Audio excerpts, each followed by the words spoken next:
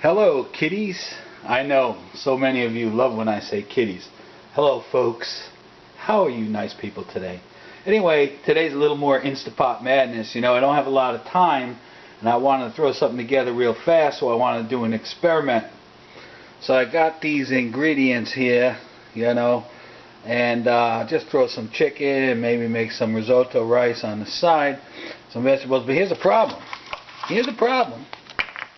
This chicken, they'd be frozen like a rock. But we're going to do it anyway. And we're going to throw this together. So, stick around. Okay, so we're going to get going here. We're going to do our standard.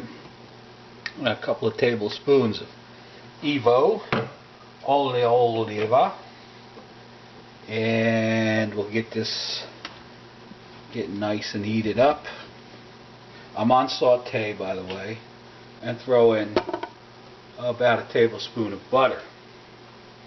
I'm going to get this melted down here real nice. It's all sizzling already. Yeah, man. This is highly experimental to me, by the way. I have not cooked anything frozen, but I heard things. My friend Bob Sacamano, he cooked the whole chicken in there, frozen, just threw it in one night. Or was it a Cornish game hen? I don't know, something. So anyway, I'm going to throw a little shallots in here.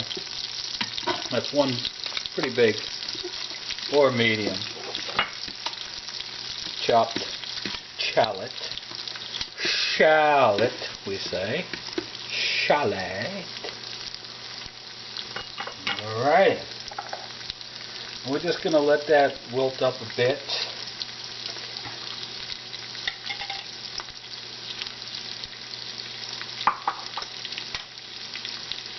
Now, the key here to, like any time you use this pressure cooker thing, is you have to have enough liquid in there to let it get something boiling and then heat up. We're going to have some Marsala wine in here. We're also going to have this sauce, Victoria, I don't know, it's a store-bought Marsala sauce or whatever. It's got mushrooms in it and stuff. And I'm also going to throw in a little bit of beef broth too, just to bring up the liquid level. Anyway, we've got the shallots going there, and the butter and the olive oil. And now we toss in a little garlica. Alright, because everything needs a garlica. Gotta have garlic. They say. Alright. Now I'm going to, hard as a rock, chicken breasts. Frozen. 4 of them. Now, when you put frozen chicken breast in here, it's automatically going to cool this down, but we don't really care, do we? No, we just don't give a damn. A little Marsala wine, deglaze, and then we throw in our salsa here. I'm going to give this a mix. Just a little mix around like this. Alright? I go in there like that. Let me see what else. I wanted to just enhance the liquid a little bit. We're going to make this risotto rice, so we'll have plenty of gravy to go on that or whatever. But just to give it probably about a half a cup of this stuff. That's all. That's all.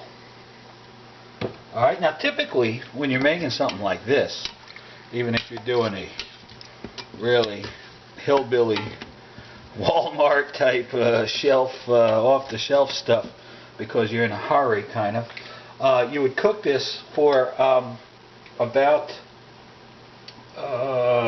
8 minutes on high pressure. But because these chickens, see, they be frozen, you see, they're going to go a lot longer than that. So I'm going to put this right away. I'm not even going to bother bringing it to a boil or anything like that.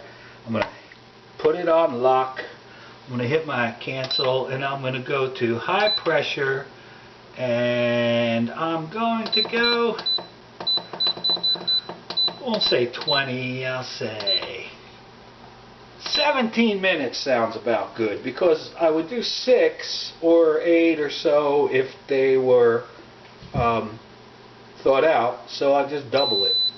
And I'll do 17 high pressure, give it a full 10 minutes to depressurize before I give it a quick release. Hey, we'll see how it comes out. If not, I have to call the pizza place. See you later. Ah yes, the magic pen has dropped, and now is the moment of truth. Oh, look at that. Yeah, man. Looks pretty good. See how tender it can be. That's quite tender, you know. Nice. Alright then. Let's get it out onto a tray. Nice.